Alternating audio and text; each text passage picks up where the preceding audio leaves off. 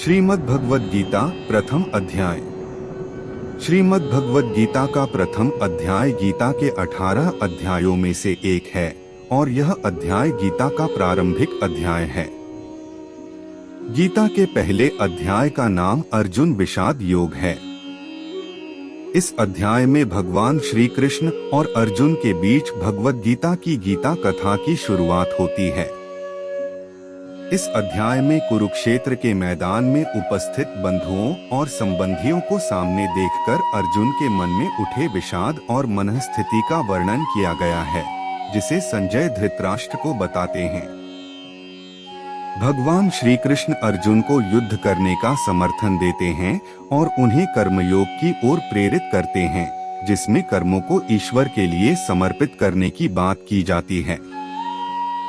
इसमें युद्ध भूमि पर मौद्रिक और उपकरणों की तैयारी की जा रही है और अर्जुन का आत्मसंयम कमजोरी के चिन्ह के रूप में प्रकट होता है। इस अध्याय में भगवान श्री कृष्ण अर्जुन को मार्गदर्शन देते हैं और उन्हें युद्ध की दरभाषण देते हैं। इस अध्याय में अर्जुन अपने मन की उदासीनता और आशंकाओं का वर्णन करते हैं, जो महाभारत युद्ध के आगे करने के लिए उन्हें असमर्थ बना देते हैं। भगवान श्री कृष्ण उनके संकटों का समाधान देने के लिए उन्हें ज्ञान और मार्गदर्शन प्रदान करते हैं। इस अध्याय में भगवद गीता की प्रमुख विषयों में से कुछ हैं। अर्जुन की मानसिक उदासीनता और संशय, धर्म, कर्म और युद्ध के बीच संबंध, भगवान की दिव्य स्वरूप, अर्जुन के कर्मों का महत्व, जीवन के उद्देश्य का विचार, शौर्य और धैर्य, साहस और बल, इन चारों गुणों की प्रभुत मात्रा से अर्जुन का व्यक्तित्व बना था और इन चारों के ऊपर दो गुण और थे, एक क्षमा, दूसरी प्रज्ञा। इस अध्याय के बीच में भगवान श्री कृष्ण अर्जुन से जीवन के तथ्यों, धर्म, युद्ध की आवश्यकता और कर्म के महत्व के बारे में चर्चा करते हैं। इसके बाद अर्जुन को युद्ध की योग्यता और धर्म का पालन करने के लिए प्रोत्साहित किया जाता है। बल प्रधान क्षात्र धर्म से प्राप्त होने वाली स्थिति में पहुंचकर सहसा अर्जुन के चित्त पर एक दूसरे ही प्रकार के मनोभाव का आक्रमण हुआ, कार्पण्य का। एक विचित्र प्रकार की करुणा उसके मन में भर गई और उसका क्षात्र स्वभाव लुप्त हो गया। जिस कर्तव्य के लिए वह कटिबद्ध हुआ था, उससे वह विमुख हो गया।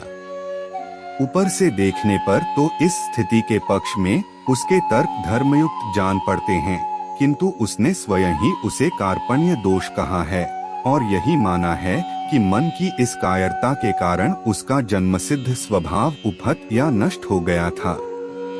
वह निर्णय नहीं कर पा रहा था कि युद्ध करे अथवा वैराग्य ले ले।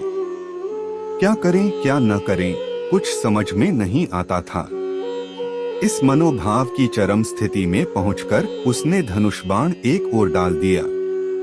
कृष्ण ने अर्जुन की वह स्थिति देखकर जान लिया कि अर्जुन का शरीर ठीक है, किंतु युद्ध आरंभ होने से पहले ही उस अद्भुत क्षत्रिय का मनोबल टूट चुका है। बिना मन के यह शरीर खड़ा नहीं रह सकता। अतएव कृष्ण के सामने एक गुरु कर्तव्य आ गया। अत तर्क से, बुद्धि से, ज्ञान से, कर्म की चर्चा से, विश्व के स्वभाव से, उसमें जीवन की स्थिति से, दोनों के नियामक अव्यय पुरुष के परिचय से और उस सर्वोपरि परम सत्तावान ब्रह्मा के साक्षात दर्शन से अर्जुन के मन का उद्धार करना, यही उनका लक्ष्य हुआ। इसी तत्व चर्चा का विषय गीता है। पहले अध्याय में सामान्य रीति से भूमिका रूप में अर्जुन ने भगवान से अपनी स्थिति कह दी। प्रथम अध्याय में दोनों सेनाओं का वर्णन किया जाता है। शंख बजाने के पश्चात अर्जुन सेना को देखने के लिए रथ को सेनाओं के मध्य ले जाने के लिए कृष्ण से कहता है। तब मोहयुक्त हो अर्जुन कायरता तथा शोक युक्त वचन कहता है। यह अध्याय भगवद गीता की प्रमुख उपदेशों का संक्षेप है और इसे समझने के लिए भगवद गीता के अन्य अध्यायों की भी अध्ययन की आवश्यकता होती है। श्रीमद् भगवद गीता का प्रथम अध्याय जीवन के महत्वपूर्ण प्रश्नों का संदर्भ देता है और भगवान श्री कृष्ण के उपदेश को प्रस्तुत करता है। इस अध्याय का विशेष रूप से महत्वपूर्ण भूमिका होती है, जो गीता के उपदेश की आधारशिला है। ऐसा है गीता के प्रथम अध्याय के पाठ का सारांश और महत्व।